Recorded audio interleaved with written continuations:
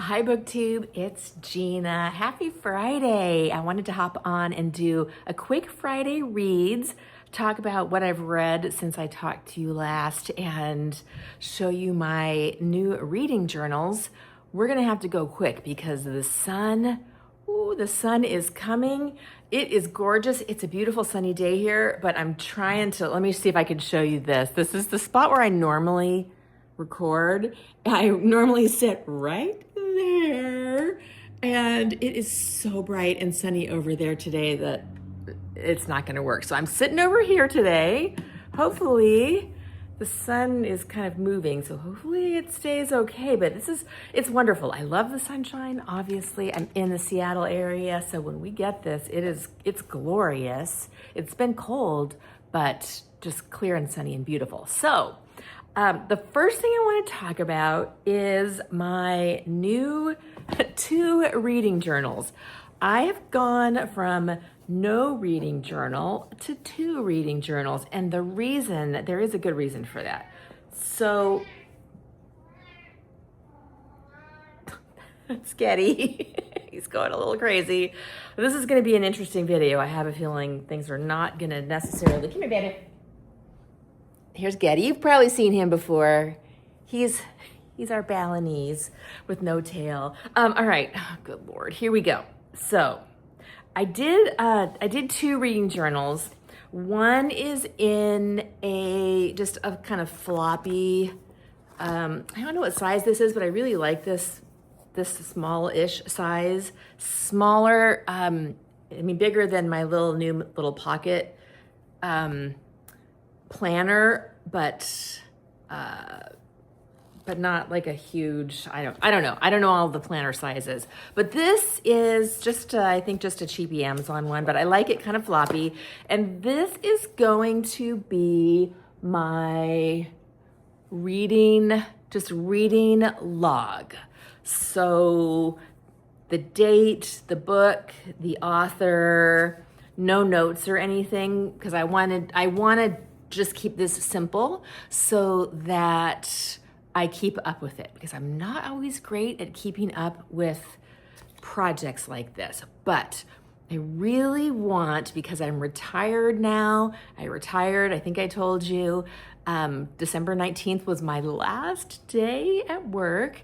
And, oh my gosh, I'm also having a weird hair day. But I thought it'd be really fun to start a reading log so that in 20 years I can look back and say, oh, that's your retirement year. Isn't that fun? Look at what you were reading, how many books you read, etc., etc.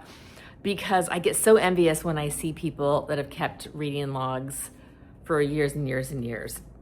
I can't go back and catch up, but I can start one now. And this just seems like the perfect time. So this is going to be super straightforward. I think I'll be able to keep up with this. So far, I've only read 4 books, so it's pretty easy to keep up, but I'm getting distracted. My second journal. This is one of those cute dingbats journals. I bought this when I thought I was gonna do like a monthly planning spread. No, Gina, you're not ever gonna do that. So this has been sitting here and it's so pretty. I love the little bee on the cover. It's gonna get covered with cat hair pretty quickly. It's already getting kind of covered, but this I'm going to use as an actual reading journal. So I'm gonna take some notes on the books that I've read. I'm going to put down my thoughts here. I'm putting if I read it on my Kindle or if I bought the book. So far, everything I've read this year, I've read on my Kindle from the library, but I think it will be fun to look back and see where I was reading my books, where I had gotten them, and I'm just really excited about this. But I don't want, if eventually I decide I don't want to keep this up, this way, having the log separate will let me keep this up if I decide I don't want to keep this up. I think I'll be able to though, because it feels very low stress. I'm not trying to do a fancy review. I'm just jotting down some quick notes just so I can remember some things about the book that I liked or didn't like. All right, so let's talk about the books that I've read in the last couple of weeks. I've read 4 books. I'm gonna refer back to my reading journal to talk to you about these. The first book that I've read, and actually all of these were recommended by booktubers. So the first one is, the book is A Fatal Winter. It is a Max Tudor cozy mystery set in a village in England. There goes Josie. She's our old lady. She's 17. This is gonna be all over the place. Sorry, you guys. G.M. Malliet is the author. I'm not sure if that's how you pronounce her name. This is a series. Max Tudor is a vicar in an English village, which you know I love, and the rich family that lives in a castle, the patriarch of the family, is murdered. And I didn't love this one. This is book number 2 in the series, so I think maybe I should have started at book number 1, where you get to know the characters a little bit better. The solution to the mystery was really creative, really interesting. It was cozy. It dragged for me in a couple spots. I think it was a little bit too long. And also I feel like so there's a relationship between the vicar and the local Wiccan priestess, apparently. I mean, she owns a shop where she sells crystals, and they're having basically an affair, and that did not seem very, I guess vicars can date and fall in love. They have to be able to do that. They're not celibate. But it didn't really ring true to me, that piece of it. Also, the characters, all of the suspects were such horrible people that I wasn't really able to get involved in caring about them because they were just all awful.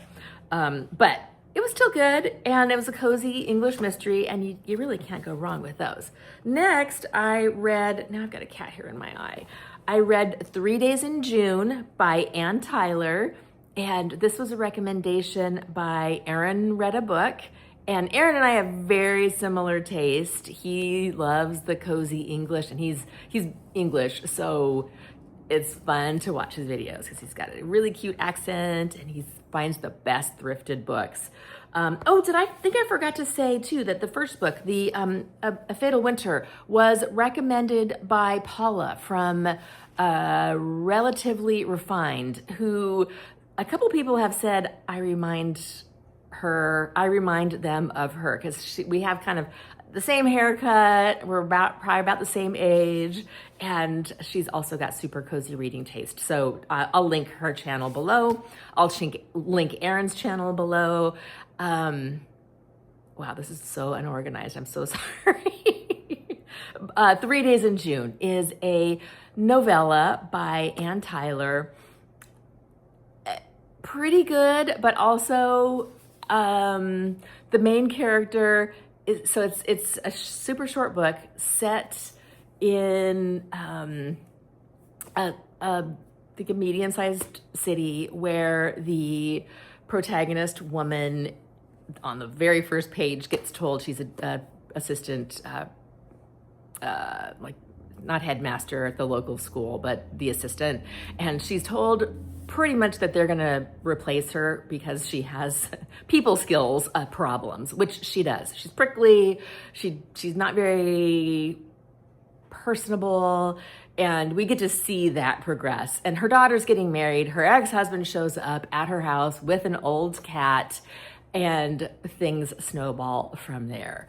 And I liked a lot of things about this book, and I actually really liked the ending, but I felt like the character at the end was not the same character as the person at the beginning. It felt like two different people, and we didn't really see the progression. I didn't think of her really changing in a way that made sense for the ending to happen, even though I really liked the ending. So that was also enjoyable. I read it, I liked it, but I didn't love it.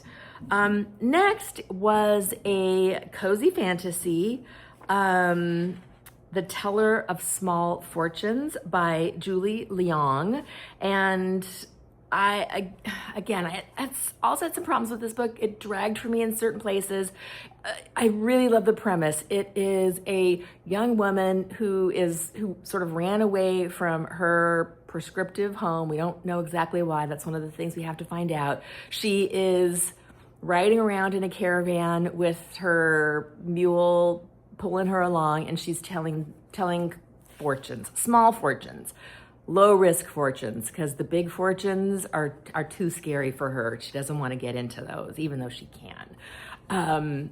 And she finds friends along the way, and everyone lives happily ever after. And I can see why people really like this book. It's a cozy fantasy. I'm starting to think that cozy fantasy really is not for me, because I also, even though I really love the premise of this book, I loved the characters, I didn't feel like it was well plotted. It kind of dragged in certain places. I felt like it didn't really know what it wanted to be, like a cozy story about this found family, or this thriller about her trying to figure out or escape from home. And the two things I didn't feel like they were very well plotted. So it was also enjoyable. I finished it, I read it, I didn't hate it, but I didn't love it as much as I was hoping I would. And I find that honestly, most of these cozy fantasies, I feel exactly the same way about them. The Spell Shop felt the same way. Legends and Lattes, trying to think of some of the other ones that I've read. Yeah, they just don't really seem to come together for me. So maybe I might just give up on them. And then lastly, I read Yoked with a Lamb. This is a cozy vintage story by Molly Clavering, who I love. Molly Clavering was a friend and neighbor of D.E. Stevenson, who I also love, and writes very similar styles. This is not my favorite book of hers. I enjoyed it, and it was super cozy, very descriptive. A lot of things, I would recommend it. A lot of things I really enjoyed about it. Story about a young woman. It ends up being pretty much a straight romance. So the premise is there's a couple who the husband ran away with someone else, another married woman 4 years ago. And of course the family is devastated. The town is just full of gossip about it. 4 years later, the couple decides to get back together. And there's gossip around that. How's it gonna work?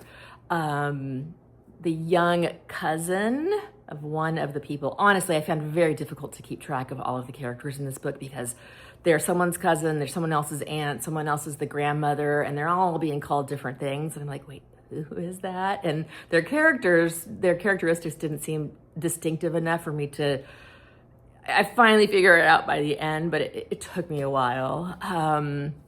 But the young woman who gets pulled in to sort of be the intermediary, and stay in the home, help with the children, help plan a party to kind of get everybody back together.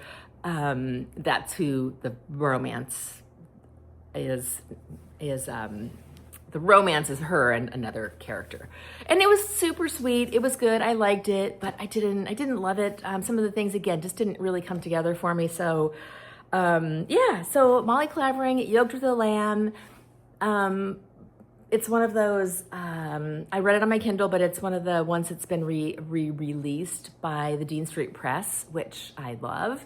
And if you like these types of books, I think you'll enjoy it. It's not great, but it's pretty good. All of these books I gave 3 stars to, which to me, a 3-star book is a good, serviceable, readable, enjoyable book. I didn't dislike it. I didn't like it. I kind of like, meh. So I don't know, maybe some of them would have been a 2.5. Maybe this one is a 3.5. I'm not sure. You know, the star ratings when there's only 5 are pretty non-specific. But yeah, so that's it for me. Sorry for the craziness. Oh, wait a minute. Let me show you. Okay, let's just do a cat. We gotta do another cat picture here. So there's Josie. She's got her spot in front of the fireplace. That is Bunny. He is our big baby. And then let's see, there's our stereo. There's Getty over there asleep on the chair. So we're just doing the whole cat thing today. So anyway, sorry for this kind of random video. I wanted to say hi and check in, see how you're doing, what you're reading, and yeah, what are your plans for the weekend? What you got going on? What are you reading? Let me know, and I will talk to you later.